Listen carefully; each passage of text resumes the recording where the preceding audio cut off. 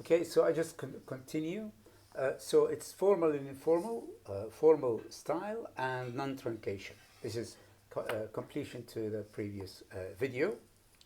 And here, of course, whether to use Indian numbers or numerics or Arabic ones. This is the Arabic one, what are Arabic ones, 1, 2, 3, 4, and this is the Indian numbers that are sometimes used in some areas in the Arab world. Now, moving on to my commentary, here, of course, what I have noticed is let's have a look at the actual text that I have looked at. There are some, I'm just going to actually just pass through them just quickly here, um, basically because um, I will be actually commenting on them, but I've just highlighted them for you to have a look at, generally speaking, so that you are familiar of what are the things that I have noticed that require some attention, whether it's positive or negative. Not necessarily negative. As I said before, I don't actually just point out the negative sides of the translation, but both positive and negative. So just going to go up a little bit so you are actually familiar with all these that are highlighted. Okay. Now, in order to save time, okay, so يعد السير أعلام, the punctuation, من الذي, علم التفاضل، مداركنا، وهو الذي ودرس واكتشف لما أسماه في العام، the numbers، هربا من وباء، وخلال الفترة التي قضاها هناك، وردا، وجاء هذا ردا على تبادر الذهن دون أن يحيد عن مساره قيد أنمل. لقد قاد هذا السؤال نيوتن للاستنتاج ما يعلل هذه الظاهرة سوى عملية هذين الجرمين. وكان نيوتن قد ذكر لصديقه فكرة الجاذبية هذه، وخلص كوتيشن جسيم من المادة جسيم من الدي تتناسب عكسا، هذه القوة ذاتها تتناسب طردا مع ناتج الضرب.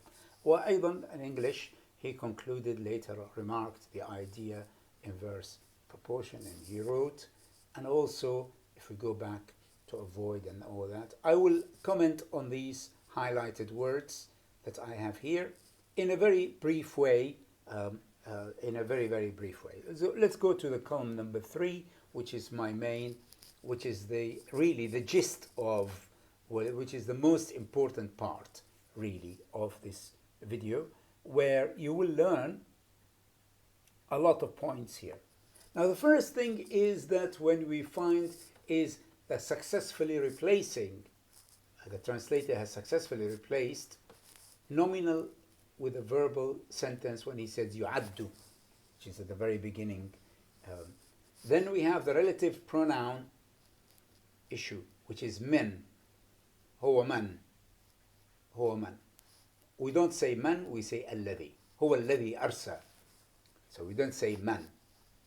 Excellent handling of pronouns on the whole, replacing them with something, with some other stuff, with some something, okay, something like replacing them with co-references, particularly هذين الجرمين السماويين، هذه الفكرة، فكرة الجاذبية هذين الجسمين جسيمين، هذه الظاهرة. And then to avoid ambiguity, the translator resorted to repeating the subject at the very end of when he says هذه القوة ذاتها, in order to avoid confusion. And then changing the format, he added the new paragraphs, which are not in the original. So there are 2 new paragraphs. So he split the whole text in the English into 3 paragraphs in Arabic. And that is to help the reader here, which can be actually done, which can be, it's allowed. Unsuccessful punctuation, I've noticed many commas which should be in full stops. And then we have the word عام, it should be العام 1665. In terms of the Lexis, I've noticed that the terminology is excellent. Calculus, the square, inverse proportion, direct proportion. And then we have good rendering of verbs, خلص, رد على سؤال, لجأ. We have also, this is a suggestion here, صديق له صديق له أو أحد أصدقائه. You can use either. Now in terms of procedure, what is noticeable here in terms of procedure is additions. The word أعلام, for example. Good equivalence. Good addition of the word وباء. Unjustified addition. لا يحيد عن مساره قيد أنملة. And then we notice negative is translated into positive. So positive in the original, but negative in the target. So there is a shift here, which is acceptable. Remember Catford's shifts. And there is also another shift here to avoid أن يهرب أو هربا. It can be either a verbal noun, or the infinitive. And يهرب أو هربا من, both correct. So let's just quickly comment on some of these in here in these highlights. Okay, يعد السير. طبعا السير is sir because it's a title. That's why he didn't say السيد.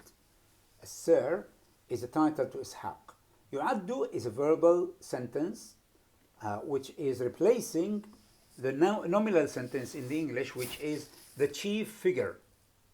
Look at this. Was. The chief figure was. Whereas in the Arabic, يعد, which is a verbal sentence. And then the other, العلم الأبرز بين أعلام. Here's the addition, أعلام. Here it didn't say أعلام, but he added it, which is quite a good, this is an excellent point here. Here, full stop after Isaac Newton in the English. Let me just make the English and the Arabic appear together. Here in the English there is a full stop, in the Arabic there is a comma, which is not right. Full stop will be a better one. فهذا الفيزيائي الرياضي هو الذي، مش هو من أرسى، لأن هنا ما هو بصيغة سؤال، هنا بصيغة statement, the word who. هو الذي أرسى قواعد. And it's nice to say أرسى قواعد علم. You see the verb أرسى قواعد, it's beautifully collocation, good collocation in Arabic. علم التفاضل والتكامل, calculus. That's a good terminology. وهو الذي, you can say هو الذي وهو الذي, but then you have to say وهو الذي درس وهو الذي اكتشف. But that's not what happened here. So either we can say وهو الذي أرسى ووسع ودرس واكتشف, four of them, four verbs, or we have to repeat وهو الذي وهو الذي وهو الذي. So you cannot have it both ways. You have to only say it once and go through it, or repeat the word وهو الذي expression. Here لما أسماه نظام الجاذبية العام. In the English, it's not his system of universal gravitation. And of course, there are two translations to that one. نظام الجاذبية الكوني, نظام الجاذبية الكونية, لأنه هو بيحكي على الجاذبية. نظام الجاذبية الكونية, وهناك من يترجمه نظام الجاذبية العام. Because the word universal can be translated as from the universe, الكون, and universal can also be العام, as in the plug, universal plug. يعني universal plug you can't translate it الفيش أو المقبس العالمي. ممكن العام, ممكن العالمي. Okay, ففي العام, of course, ففي العام, this is a grammatical issue, and here are the numbers in Arabic, not in Indian. لجأ نيوتن إلى مزرعة هربا, to avoid. See, to avoid, the infinitive there, verb to, and the verb in the infinitive form, whereas here, escaping from. And then you have the plague, وباء الطاعون. Okay, you can say هربا من الطاعون without الوباء. There is no need for وباء. It's extra, but it's not. It's an addition which is acceptable It's just an addition, um, explaining more or qualifying more the noun, the plague. الذي ضرب بلاد آنذاك وخلال الفترة التي قضاها هناك. And you can see in the English here, in this case, um, this time, during this time, whereas وخلال الفترة التي قضاها هناك. This is the didactic reference, as I said, didactic. Let me just make it a bit clearer for you. Here, this and this law and this time. This time is translated وخلال الفترة اللي قضاها هناك. ممكن أن نقول وخلال تلك الفترة, and will be enough. يعني في العام كذا خلال تلك الفترة استنبط. طبعا هو قال هناك يعني بيقصد فيها بالمزرعة. فيعني it's a good thing that he's indicated that it is in المزرعة. استنبط قانون وآثار مترتبة عليه. حلوة الآثار. يعني هون consequences, it has a negative meaning, but here it's a positive in a way. الآثار المترتبة, the effects. الآثار المترتبة. وليس العواقب. لأن consequences has a negative meaning in English. The effects would be better in English, of course. But that's something to do with the original. We cannot correct what the original is saying. This law arose from Newton's question. لقد قاد هذا السؤال وجاء هذا القانون. This law. See this here? It's repeated in the same way. Whereas here it's not. And that is correct. That shows that the translator is a good translator who's aware of the context and aware of the word this, what it means in both cases. وجاء هذا القانون ردا على سؤال. Here it says question rose from answering, okay, the question that came to Newton's mind, which is an excellent kind of way of rendering this particular sentence or clause, main clause. But then here we have an issue of the quotation marks, which is the question here is not quoted. Okay, it's not quoted here. There's no quotation marks, but there are the quotation marks. So that's fine.